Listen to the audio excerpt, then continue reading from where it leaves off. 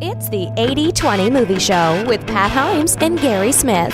The 80/20 Movie Show definitely contains adult language and themes.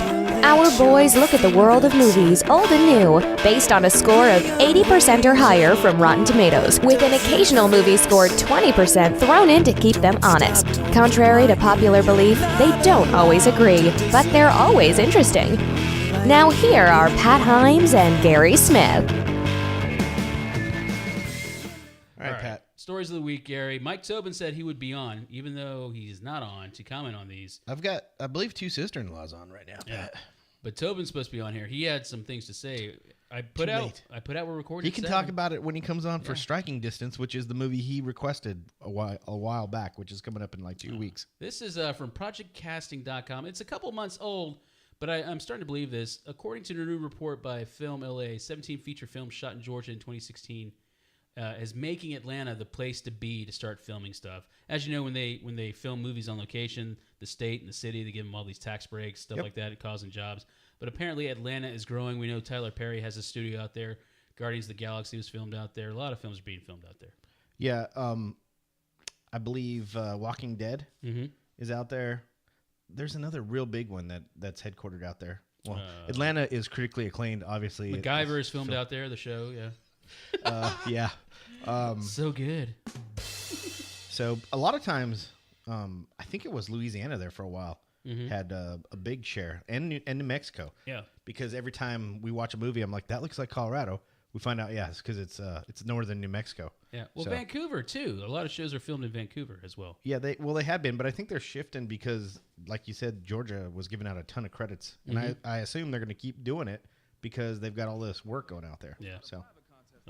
Oh, you got to turn that down, Pat. There we go. All right. Next one here, Gary, courtesy of The Wrap. Colin Trevorrow fired from the final prequel from Should be Star Colin Wars. Nevermore. Yeah, this is from The Wrap. I wanted Tobin's input on this as well. He wanted to say something, but he's stepping down as director of Star Wars Episode. Is he stepping down, Pat? I guess. Or is he stepping down hit the bricks? I think it's like the Han Solo project. Yeah. He's getting forced out. This is supposed to be Star Wars Episode 9. Disney announced this on Tuesday. Third time in 2 years, second time in 3 months that a Lucasfilm has parted ways with the director. I guess if you're not going to film it the way they want, they don't want any part of you. Kathleen Kennedy, I believe, is the executive producer. Yeah. She really runs it behind the scenes. And apparently it's her way or the highway. Yeah. Which is, if that's her job, then that's her job. So I guess that tells you the producers really do have all the power. The director's just there. In this case, the director is just there to do what the producer tells him. I didn't like the fact they were... So Marvel kind of got away with, grabbing some of these directors that you didn't know a lot about, right? But Star Wars, the first one, they gave to our boy, not Whedon, but who's the other guy? J.J. Abrams. Right. Which I understood. Who's this guy? Ryan Johnson? I believe that is his name. He's the guy now. They made fun of it because they're like, can he survive the 2 months before the film actually comes out as director? And then who knows who's going to take this one over? Yeah, who knows? Yeah, exactly. But I mean, this is kind of bad press for them as well, right? Yeah, I don't think it'll really impact anything because it's the next movie. But I heard that they had to do a lot of reshoots already for the third movie because of Princess Leia dying off there. Right. That's got to be awkward, right? And then I don't know. They've got the Han Solo movie coming out. Right. But they haven't really announced the next movie. So there's supposed to be this big next movie, and they're not sure what it's going to be. A lot of people speculate it's going to be Boba Fett or something. I think they're making it up as they go along. I don't know. It's because when you're firing directors like that, I think you kind of are. But you watch Marvel. Marvel's got 18 movies planned out, and then it ends, right? Yeah. You think Star Wars would be able to tell us? Thought this through, right? But it's such a cash cow, I don't think it matters, right? I don't know. I guess we'll find out. Last story. Box office. This is courtesy Deadline Hollywood. Box office to wake up from Hollywood summer's nap as it happens with 60 million's opening possible for It, 70 million. Preview of the film. They're banking on It. A lot of good word of mouth. I heard Kevin McCarthy's review of it this morning. I will not go watch it because apparently there's some brutal scenes. Yeah, I'm not big into brutal violence. Yeah, I just don't want to watch it. Especially against kids. Yeah. But they're hoping... I think the only big blockbusters they've had this summer are Guardians, Spider-Man, and Wonder Woman. Well, the real thing, and I kind of realized this when I looked at the schedule originally.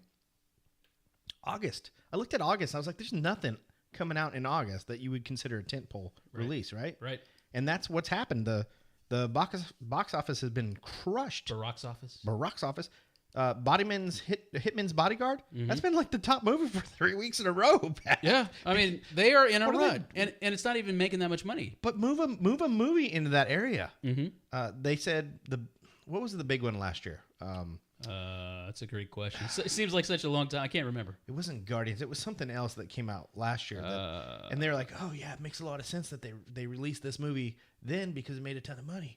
I think it was one of the Marvel movies. I'm not 100% sure. Right. But it's like they treat August as a lost month because it starts in May, right? A lot of good movies in May, June, and July. But once August comes around, they treat it like that's not a summer month, and I just don't understand it. Right. So All right, that's your story. it's almost like they'd rather do it in November or December than August. or Christmas time, and then March and April, whatever. All right. Once again, it's time for your fan shout out Of the week. Oh no, Anna's on now, Pat. Good thing she didn't hear what we were talking about earlier. Did you guys color coordinate tonight? Of course. This is your fan shout out of the week, brought to you by Atomic Darts. If you're looking for the latest in flight shafts, dartboards, softer steel tips, then Atomic Darts is the spot for you, Gary. From all your dart basics for beginners and great accessories for seasoned pros, Atomic Darts has it all, from lighting systems to throw lines. Free standard shipping on all orders of $50 or more within the United States. Time to nuke your competition. Place your order at atomicdarts.com today. Fan shout out of the week. So, Pat, this is legitimate email. I know you're going to ask me. This came in via email. I always ask. Nicole writes, how can you two say Waterboy was the best performance of Adam Sandler's career? He has done actual legitimate dramatic work in the past. What was it? Punch Drunk Love. Right. And there was something else that he did that was kind of... The 50 First Dates is like a romantic comedy and all that stuff. But, I mean, we talked about it in the Middle 60 that we did. He actually stayed in character, and it was a character that required a little bit of skill as the Waterboy. As stupid as it sounds. Yeah. It required some skill on his part, and he executed it. Like Billy Madison, Happy Gilmore. He's just being himself at that point, right? Himself. Yeah. This was him at his peak. Absolutely. I think of it as his peak, and then I always joke about it, but it's true. After a while, you don't see Keanu. You don't see. You don't see John Wick. You just see Keanu Reeves. You don't see Maverick or Ethan Hunt. You just see Tom Cruise, and now you just see Adam Sandler when he's acting. So Anna asks or says he has a lot of movies on Netflix. That's true because he signed like a 5-movie, $100 million, and I think they picked up the option to give him another $100 million or something. Just freaking rolling in the money. If anything, he's a smart business guy. So, You gotta respect him for that. So Nicole, I haven't seen any of his serious romantic dramedy stuff. I loved him in Wedding Singer. He gives a little bit of effort in that as well, but you still see a lot of the Billy Madison, Happy Gilmore character in there. But to me, he put in a lot of effort, and I'm sure he put in effort in Click. And what was the one where he's playing the twins? Jack and Jill. But to me, I think Waterboy's his best. Just say it, Pat. Pixels. Yeah. That's your number one. No. All right. That was your fan shout out of the week. 820movies@gmail.com. 820movies@gmail.com. At Fatherhood Rules on the Twitter. At the Red Shamrock. When we come back, we'll get into this week's film, 2015's The Lost Arcade. It's a documentary. It's the 80/20 movie show presented by FatherhoodRules.com.